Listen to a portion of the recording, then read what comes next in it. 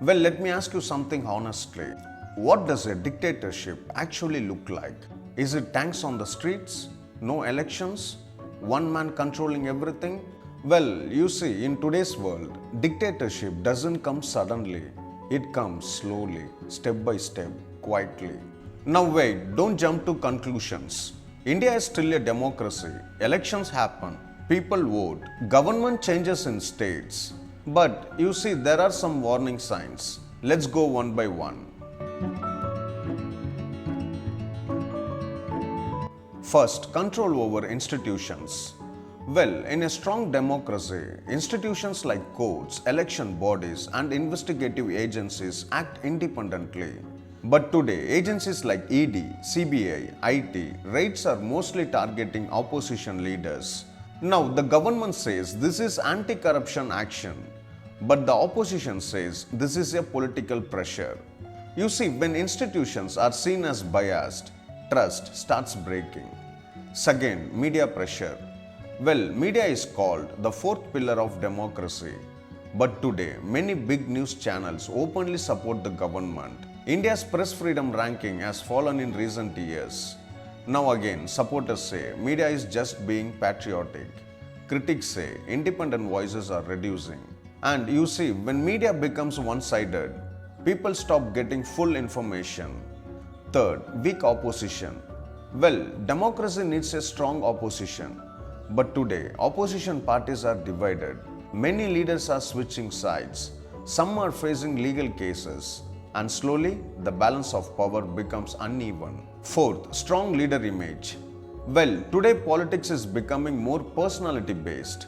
One leader becomes bigger than the party. Supporters see him as the only solution. Critics are seen as enemies. You see, this kind of thinking is common in many countries that later become authoritarian. Fifth, use of nationalism.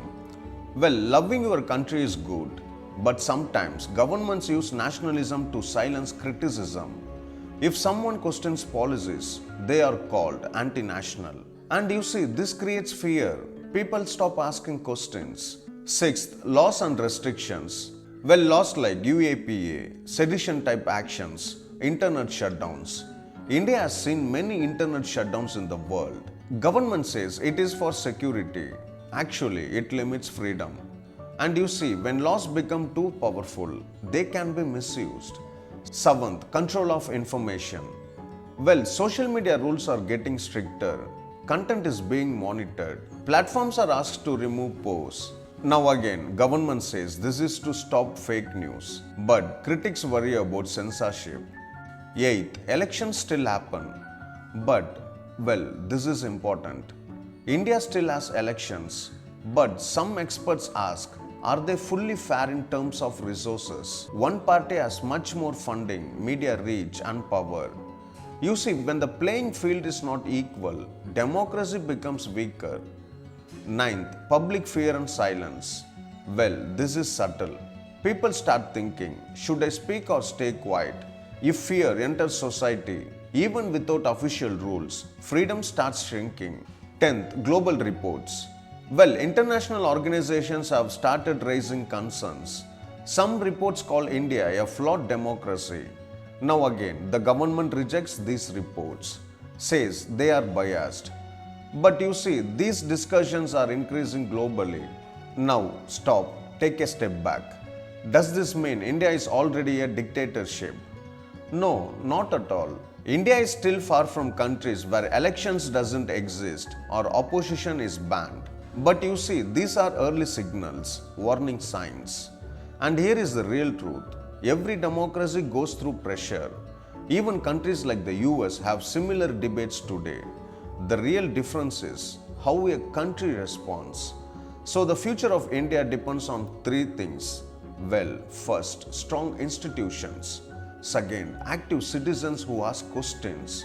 Third, balance of power. Because you see, democracy is not just voting once in 5 years. It's about daily accountability. So the real question is not, is India a dictatorship today? The real question is, are we protecting our democracy enough?